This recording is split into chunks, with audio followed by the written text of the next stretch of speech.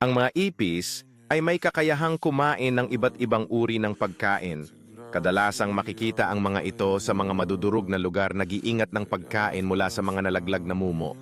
Sa kabila ng kanilang tila pangkaraniwang anyo, ang mga ipis ay may kakaibang kakayahan sa pagtanggap at pagproseso ng pagkain.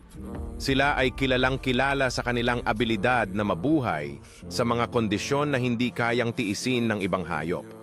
Sa kabila ng kanilang reputasyon bilang mga peste, may mga katangian ang mga ipis na nagbibigay daan sa kanilang pag-unlad.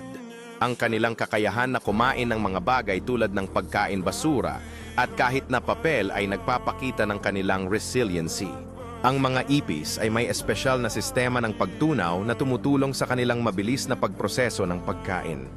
Isa itong dahilan kung bakit sila ay nakakaligtas sa matinding kakulangan ng pagkain.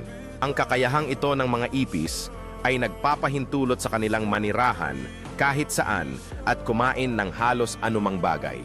Sa kabila ng kanilang mga kakaibang gawi, bahagi sila ng ekosistema na tumutulong sa pagkasira ng organikong material.